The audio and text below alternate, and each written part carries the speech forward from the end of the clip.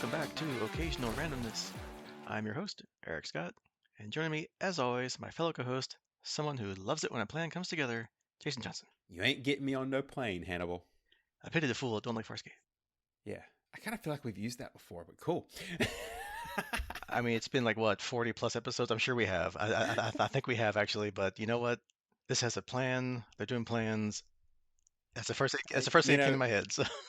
If nothing else, it gives me another chance to try to map Farscape people to TV show characters, which is always a fun side habit of mine. So, that's the only reason it stuck in my head. Yeah, and I'm pretty sure we did that too. I think we mapped Farscape to A-Team. I'm pretty sure we have. Yep. And a podcast we released just recently from Pirate Podcast, we proved conclusively that James Gunn ripped off Farscape for Guardians of the Galaxy.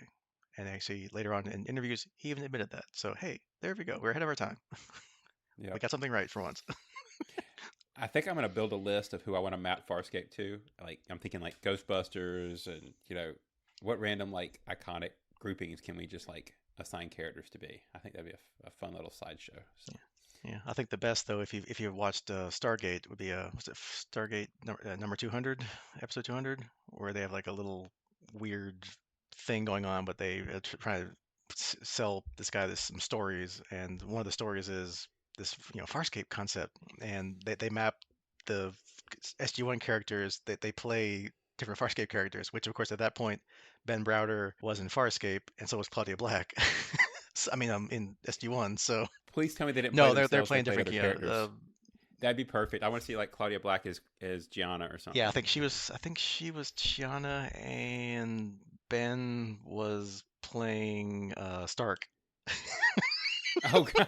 They had the face mask. They had the whole thing. It was hilarious. It was you can look it up on a clip of like it was like Farscape 200 SG1 200 or Wormhole Extreme, something like that. It's you can look it up, but yeah, it's hilarious. It's like 30 seconds long, but it's hilarious.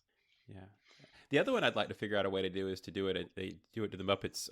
What was the Muppets show? Muppets in Space or something they did. Mm-hmm. Yeah, that one. But we digress. Anyway.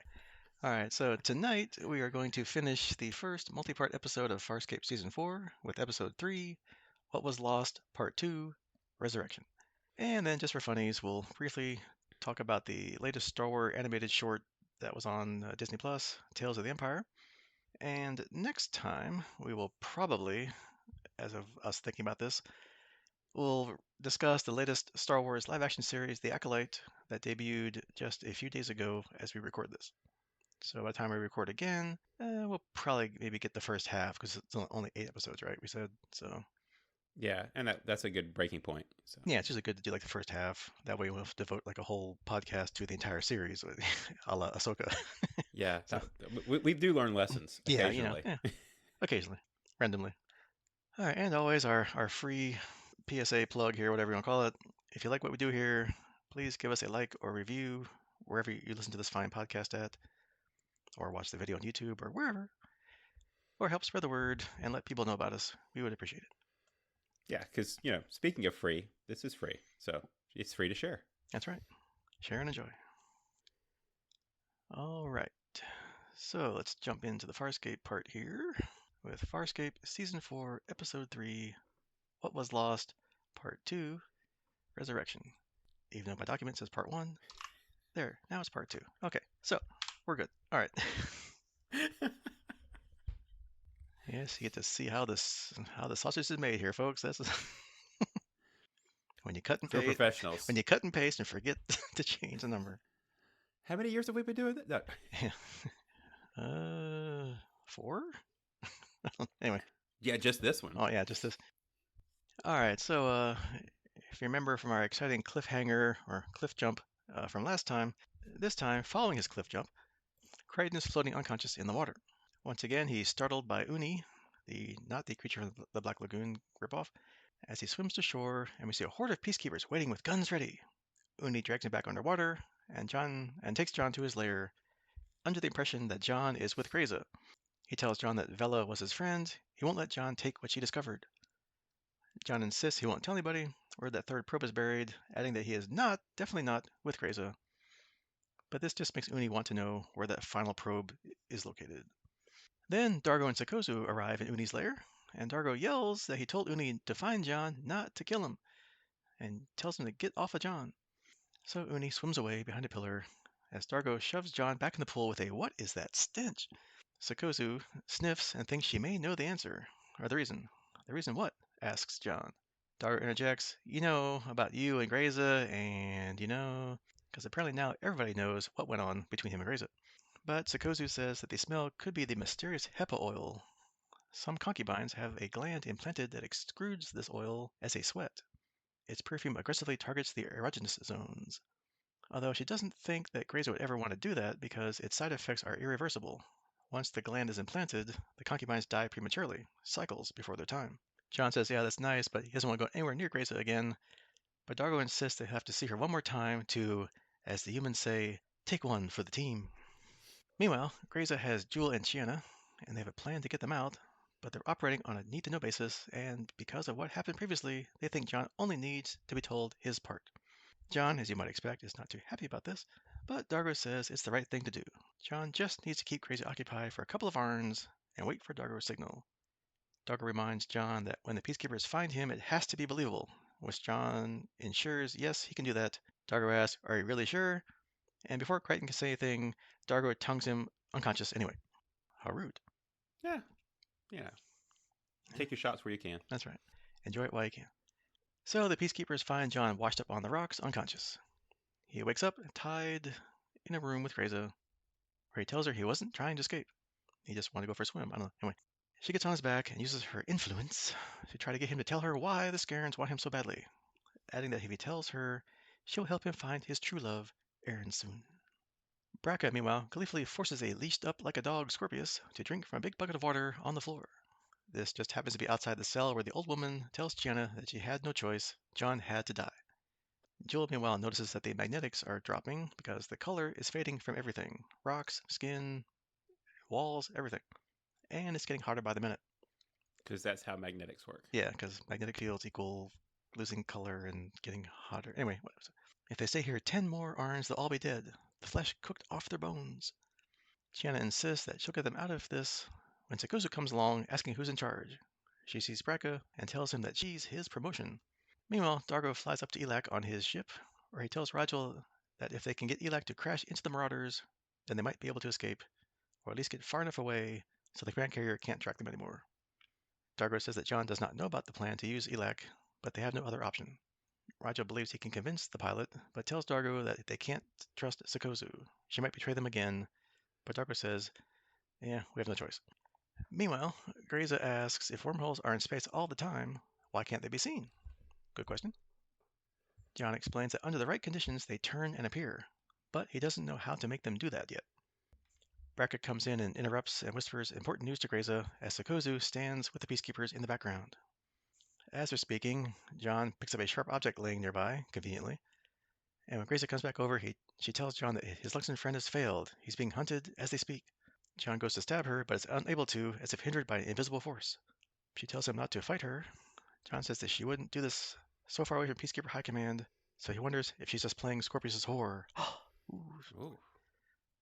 savage burn. And that probably comes into what's next. Outside, John has dug a hole, and Grayza offers him a pulse pistol with one charge, with which to kill Scorpius and ruin everything. But John thinks there's no charge at all in the pistol. So Grayza hands over to Braca, who shoots Scorpius in the back at point-blank range. Oops. Scorpius falls into the grave, seemingly dead, and Sakozu is pushed in over top of him by a guard. Sakozu says that Scorpius is dead, and then Grayza instructs a guard to shoot her too. So much for the plan. Sakozu pleads with her, but Grayza is not interested. Braca prepares to shoot her, but Scorpius, who's still alive, barely, whispers to her to say a certain word and it'll keep her alive. So he was just mostly dead. That's right. There's a joke there somewhere, but anyway. I have lots of Princess Bride quotes going through my head, but so she repeats the secret word, and everybody stops. As Scorpius whispers, "Don't let them bury me." Sakozu gets out, and Grayza asks her how she knows the special Peacekeeper Directorate Code. Sakozu says it's the same reason she does, and suggests that Scorpius not be buried, but rather be left to rot in the sun as a warning to others. But Grayza has none of that, and orders Scorpius buried. So much for his last request. Yeah. Dargo arrives back on the planet. Rigel has convinced the pilot, who agrees to sacrifice themselves, and then bids Rigel farewell. Meanwhile, Grayza, having once again drugged John with her beads of sweat, is still interrogating him, saying that he doesn't just have to talk about the scarens. John, who's half stripped and tied to her bed, then spots a small creature crawling up the wall nearby and remembers the old woman from last episode telling him about the substance that would make him forget. He wonders if that might help him combat Grayza's hold over him. Meanwhile, elsewhere in the compound there, Dargo knocks out some soldiers as Sakozu enters the girl's cell. Jewel grabs her by the throat as the guard runs in, whom Sakozu tells to stand down. Sakozu turns Jewel around and holds her as Chiana gets Sakozu from behind. Sakozu now explains that she didn't really betray them, but needed a way to get into the cell. Dargo had a plan, and Sakozu explains that she wasn't killed because she uttered the special code. It saved her life, and if they stop fighting her, she will save theirs.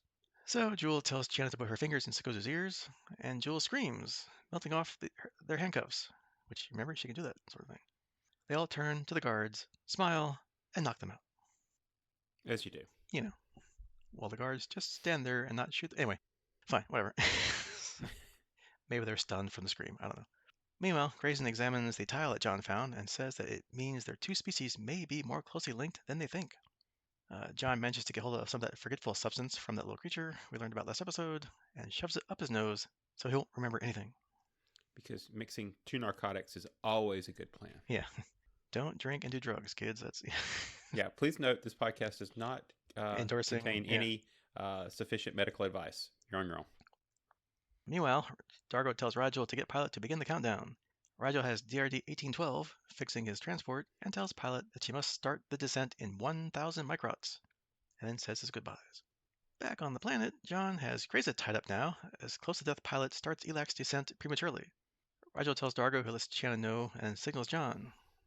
John gets his things together, puts his clothes on, as Grayza tells him to untie her and orders him to stay. On his way out, grinning triumphantly that he's gotten away from Grayza's wiles, he's met at the end of the corridor by Brackett and a group of peacekeepers, who John taunts before a shootout begins. Meanwhile, Rigel tries to get Pilot to stop the descent, as Dargo explains to John that Elak left early. Oops. John says that's wonderful, I need some help here. So Chiana sends the old woman to find Lola and brings Sakozu with her and Jewel. Grayza picks up the sharp object, aforementioned before, so she can cut herself loose. Meanwhile, John's gun runs out of juice, well, oil. As the girls arrive, they try to use that password trick again, but this time it does not work. The peacekeepers continue firing. John asks for Chiana's gun, manages to fight them off long enough to run across the corridor, and they all flee to Dargo's ship. Grayza storms out and berates Braca, who says that it seems they do in fact have a ship. Grayza orders him that they must not escape. John and the girls are having trouble finding Lola, I guess as it's cloaked, as Elak flies over the ruins, causing a rumble. Rigel manages to just wake up Pilot and get her to pull up just in time. As his pod is finally finished, he departs. The others find and reach Dargo's ship, but the peacekeepers are following when John's gun once again runs out of oil. Pilot tells Elak, "We must try, otherwise this would have all been in vain. Target the marauders." And while the others pile into Dargo's ship and leave, Pilot says, "Elak, now!" And the Leviathan comes crashing down onto the marauders as Lola barely escapes the massive destruction. On Dargo's ship, they've gotten away, but he reports that Lola's deception shield has been damaged, meaning they'll reappear in 100 microts. Meanwhile, the magnetics are spiking, and Braca says that 2 marauders were destroyed, but one is operational just barely, so they can make it back to the command carrier, although Crichton will have a 2-Arn head start. Grayza insists that they are picked up in flight, as they're going after them now. The old woman, remember her? She's still on the planet, muttering that the probes are still here, when Uni approaches her and tells her not to be afraid. He knows a way. Meanwhile, Dargo and the crew have been forced to land due to Lola's damage. He fired a satellite probe in the hopes of throwing the peacekeepers off for about a day. Dargo insists that they'll be gone by then. Although, look at your skin, Joel retorts. If they stay here 1 more Arn, they'll all be dead anyway.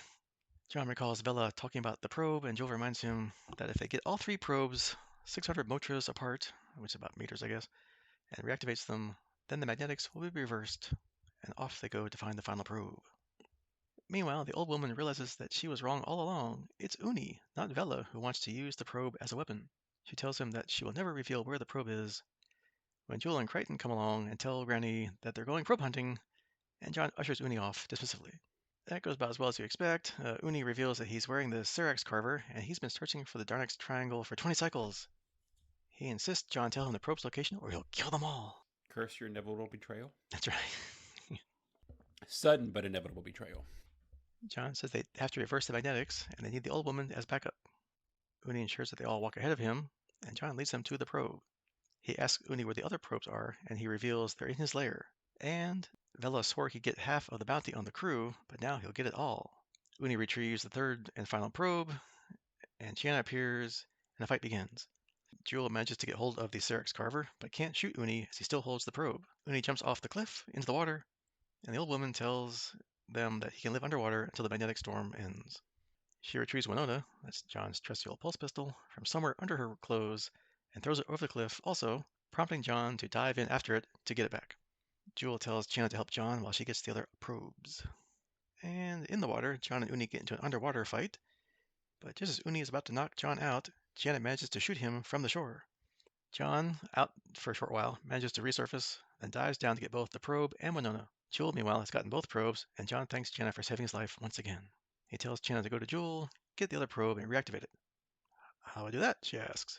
I don't know, just slam him in the ground and kick him or something, John says. Scientific.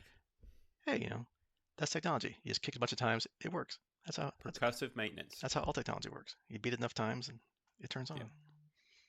So the group spreads out, and all three slam their probes into the ground. After a few seconds of nothing happening, the probes all rise up into the sky, reactivate, and the Darnaz triangle reverses the effects of the magnetics, restoring everything back to its original color. As the old woman puts it, what was lost is now gained. John calls the others to check something out. The lost Darnaz temple and the priests have somehow reappeared, much to their surprise. Probably both people's surprises, them and John and the company. The old woman says that the Darnaz Triangle must have somehow trapped part of the past when it created the magnetic summers. Jill explains rather excitedly that these are the same priests that were here 12,000 cycles ago, and it looks like they don't know what has happened. And John asks, do they stay or do they go? They being the crew, not the priest. They gotta go. Yeah. They just were. Now they're back. They just were gone. Now they're back. Dargo thinks that that decision should be Jules, as she's the instructor now, so she goes to greet the priests. Later, we cut to Jules saying goodbye to Chiana, goes to John and says everything they found proves their species are linked. John wishes that he could stay, but Jill knows that he can't because of Aaron. He tells her to take care, and Dargo goes over asking if he's the last one to talk to. Jill tells him she can't convince any of them to stay. Dargo says she's the only one that can, as she's not being hunted by peacekeepers. She says that the priests will need help. They have 12,000 cycles of catching up to do. She tells Dargo that she is so sorry for not defending him earlier when unfairly insulted by Vela. Maybe he wasn't Vela's intellectual equal, but he has more courage, integrity, and honor than a dozen Velas, and she should have said that to him. They exchange a lingering kiss, and Dargo leaves.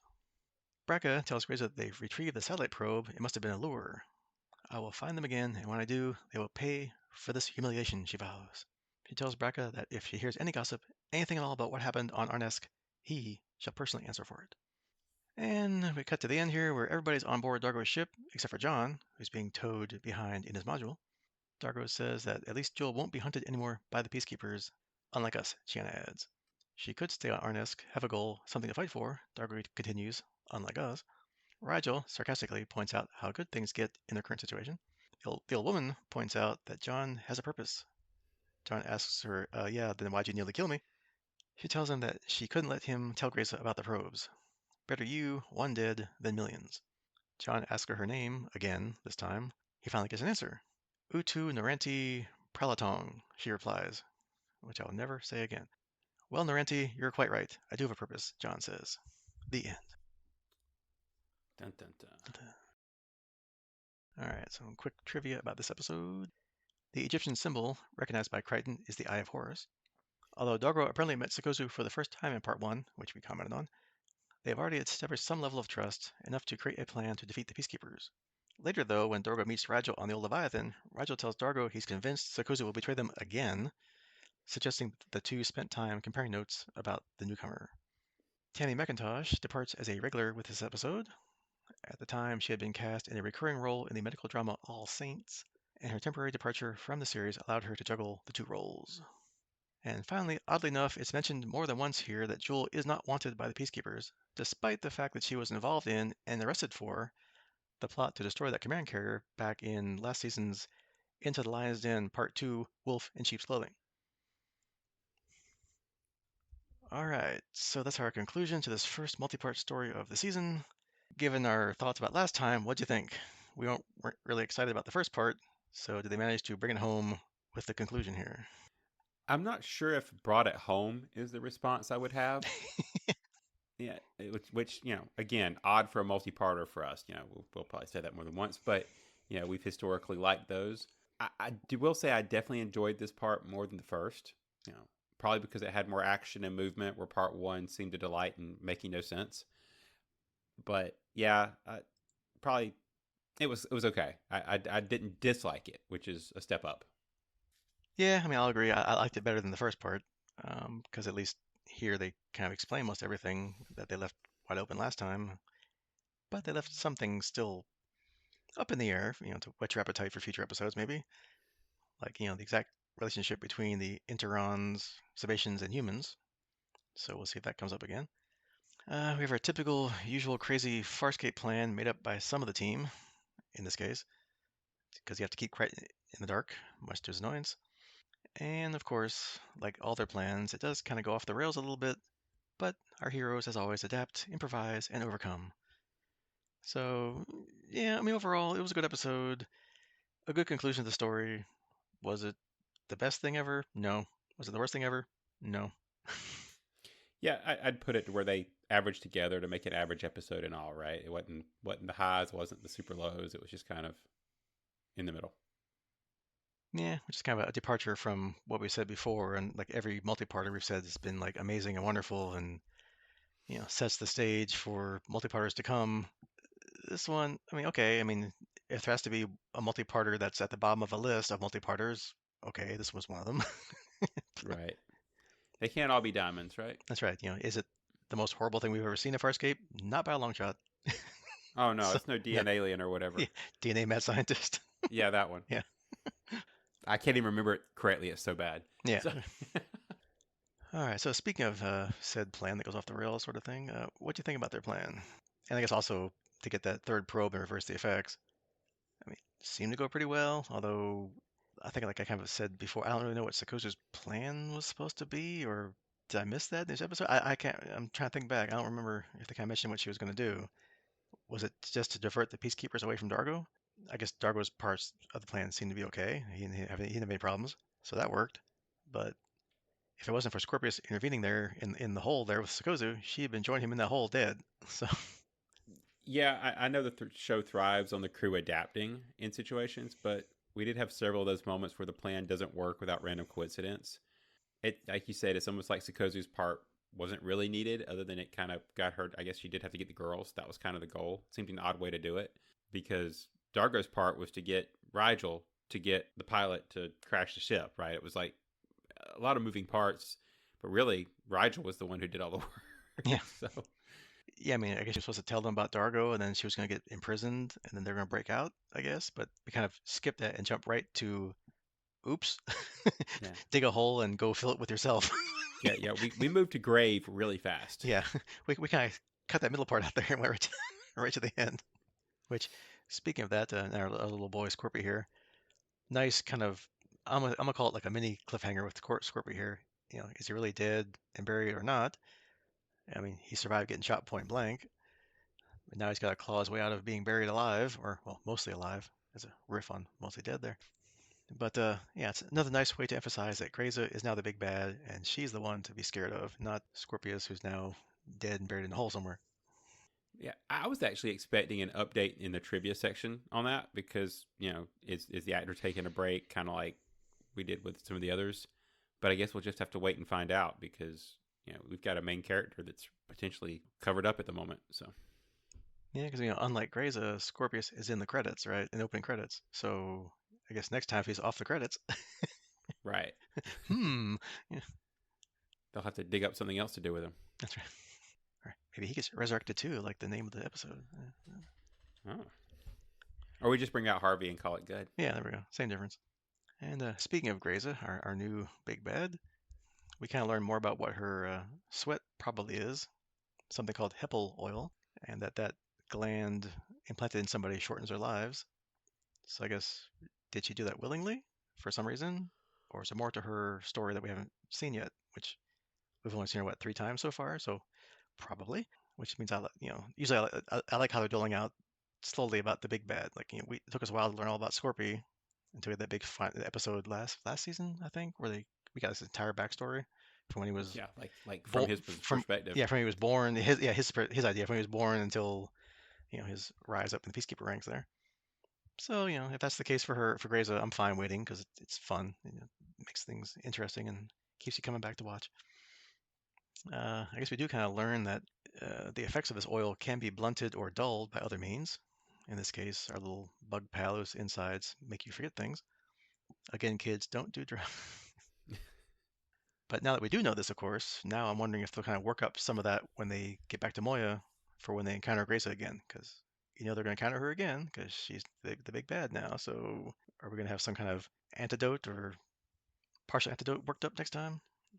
Probably. I mean, it's gotta you gotta take into account your enemy at some point, right? You've got to figure out how to deal with her. And I agree that we're getting the nice slow build on her story.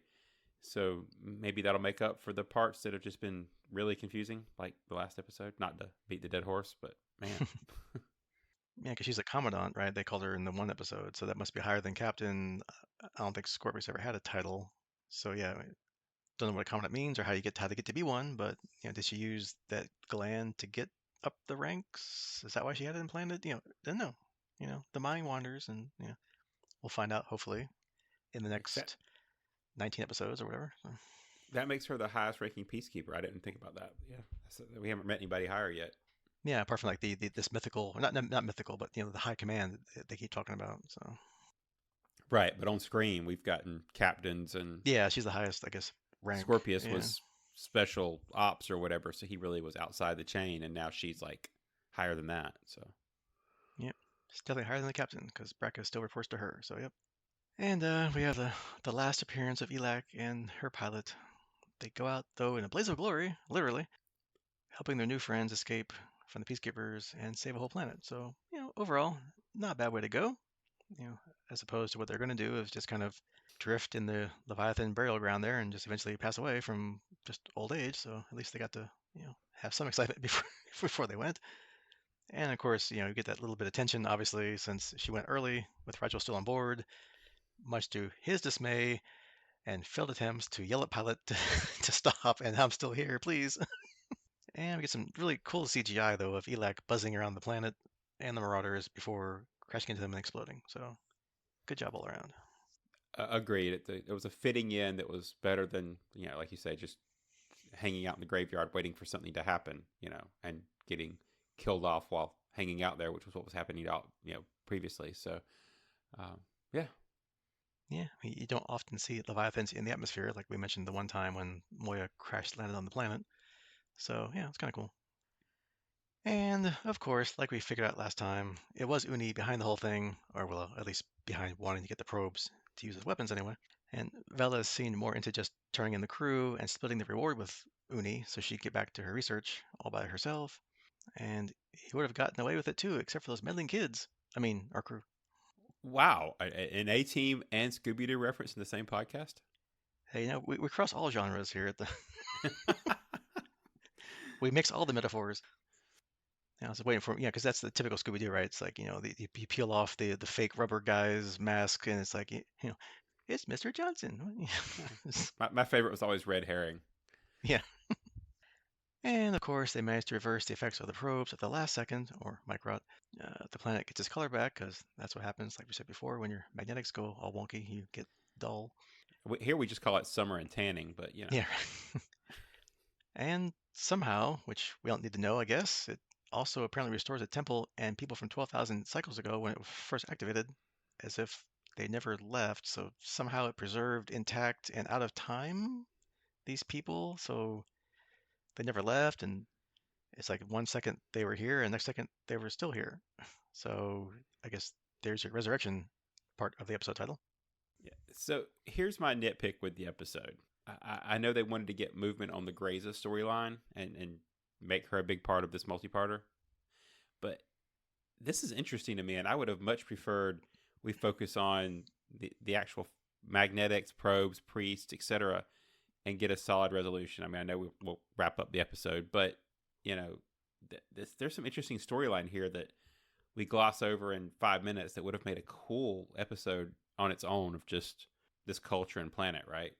If we actually understood how this magnet thing worked. So Yeah, I'm still confused. So like when you activate this thing, whatever's nearby gets like sucked into some like digital storage or out of time bubble or pocket or I don't whatever. Okay, yeah, whatever. yeah, it was a transporter mishap, but they were stuck in the Yeah, yeah, buffer. they're stuck in a But pattern buffer for 12,000 cycles.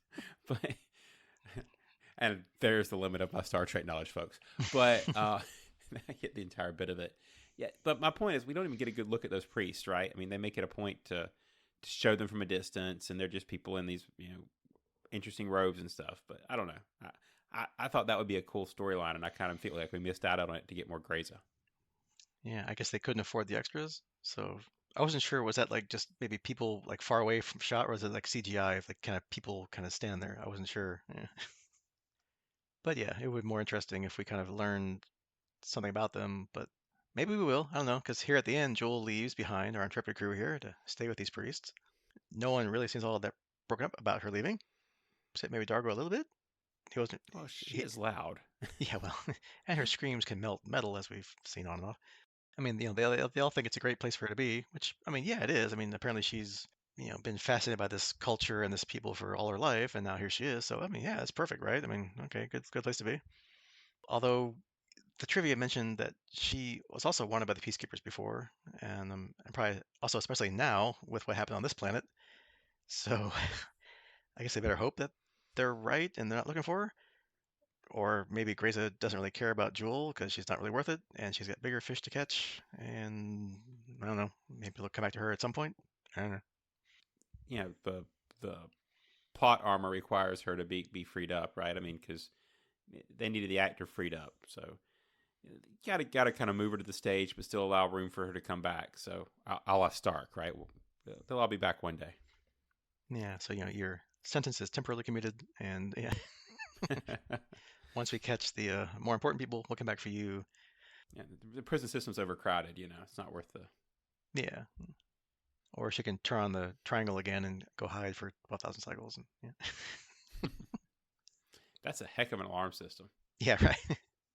That's like your scorched earth alarm system. Yeah, Especially if there's a possibility that you yourself could get stuck in a buffer for 12,000 cycles.